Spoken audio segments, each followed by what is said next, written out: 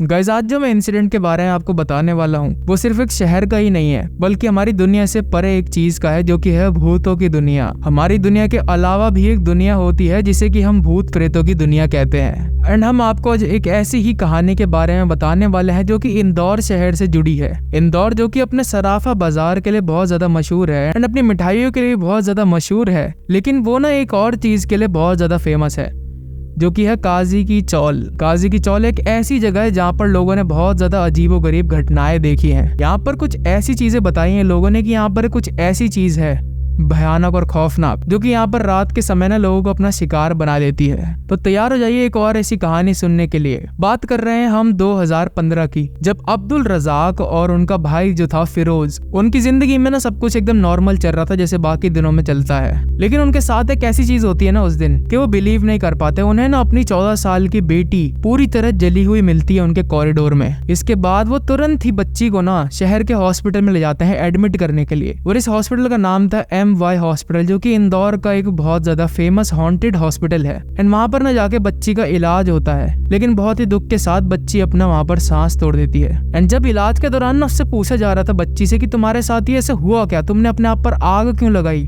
तो बच्ची ने बताया कि मुझे ना अपने घर पर 2 लड़कियां दिखी जो कि अपने ऊपर मिट्टी तेल से आग लगाने वाली थी। एंड उन्होंने मुझे बोला कि आओ कि तुम हमें ज्वाइन कर लो एंड तुम हमारे साथ ही चलो, तुम हमारे साथ मर जाओ। और गाइस, वो बच्ची ना उनकी तरफ इतनी ज्यादा हिप्नोटाइज हो गई, एक तरीके से आकर्षित हो गई कि वो अपने आप को रोक नहीं पाई और उनके साथ जल पड़ी। जब उसके मॉम डैड को ये चीज पता चली ना, वो इतने ज्यादा खौफ से चौंक गए, क्योंकि उनके घर के पास कोई भी लड़कियां नहीं रहती थी ऐसी। जैसे ही उन्होंने देखा ना कि उनकी बेटी जली पड़ी है, तो वो एकदम शॉक हो गए थे, क्योंकि थोड़ी देर पहले ही वो नाश्ता कर रहे थे अपनी बेटी के साथ। कुछ डॉक्टर्स ने ये भी बोला क्या पता वो साइकोलॉजिकली बच्ची थोड़ी इल हो, यानी कि थोड़ी मानसिक रूप से बीमार हो, लेकिन ऐसा कुछ भी नहीं था। एंड जब वो लड़की का परिवार ना उसे हॉस्पिटल ले जा रहा था, तो उनके साथ एक और लेडीज गई थी जिसका नाम था विमला बाई। एंड वो ये सब देखकर ना जम चुकी थी एकदम, क्योंकि उनके साथ भी सेम ऐसा हादसा हुआ था उनके खुद के सगे बेटे के साथ, जिसका नाम था धर्मेंद्र। एंड हाँ, विमला बाई का जो बेटा था धर्मेंद्र, उसने भी अपने आप को सेम ऐसे इस बच्ची की तरह ना अपने आप को आग लगाकर जला लिया था पूरा। एंड ये जब बात विमला बाई ने उसके परिवार को बताई, उस लड़की के परिवार को, तो वो बहुत ज्यादा हैरान हो गए। एंड सिर्फ यही कहानी नहीं है,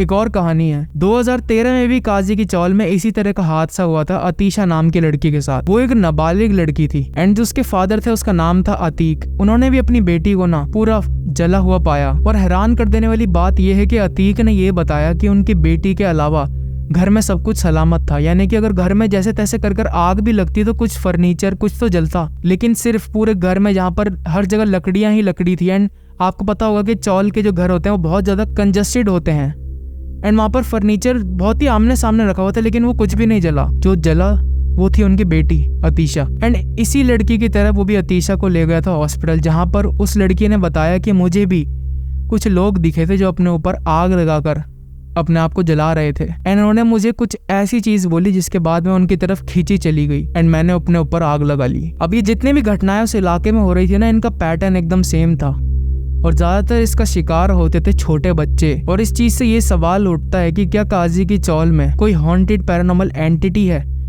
जो कि वहां पर लोगों को हॉन्ट कर रही थी। एंड आसपास के लोग बताते थे कि हमें ना ही कोई चीखें सुनाई देती थी, ना ही आवाजें, ताकि हम किसी की मदद तो कर सके। लेकिन जैसे ही वहां पर पहुंचते थे ना, तब तक आदमी या बच्चे पूरा जला हुआ मिलता था उनको, एंड वो मदद भी नहीं कर पाते थे, तब तक बहुत ज्यादा देर हो जाती थी। एंड यही बात 2012 में एक और परिवार के साथ हुई थी, जहाँ पर उनके 2 बच्चे साथ में जल गए थे। एंड यही सेम पैटर्न वाली जो डेथ हुई थी ना, ये भी उन्होंने बताई। अब ये घटनाएं ना इस एरिया में बहुत ज्यादा बढ़ने लगी, खासकर बच्चों पर, और अब ये इस इलाके के लोगों के मन में बहुत ज्यादा डर पैदा कर रही थी। कुछ मामलों में तो पुलिस ने भी अपनी रिपोर्ट्स लिखी इन सब चीजों के बारे में, लेकिन उन्हें भी कोई ठोस जानकारी नहीं मिली इनकी। और ये जो घटनाएं हो रही थी ना, इन सब चीजों ने सिर्फ स्थानीय लोगों को ही नहीं हार्म किया था, बल्कि अब ये थोड़े बड़े लेवल पर कुछ गवर्नमेंट एजेंसीज को भी परेशान कर रही थी। एंड इसी के बाद ना एक बहुत ज्यादा रहस्यमयी और डरावना माहौल पैदा हो गया था। गाइस, हम भी उम्मीद करते हैं कि वहां पर ऐसी घटनाएं रुक जाएं, क्योंकि हालांकि वहां पर ऐसी घटनाएं सामने आती रहती हैं, ये घटनाएं रुक जानी चाहिए, नहीं तो वहां पर एक बहुत ज्यादा गंभीर माहौल हो सकता है।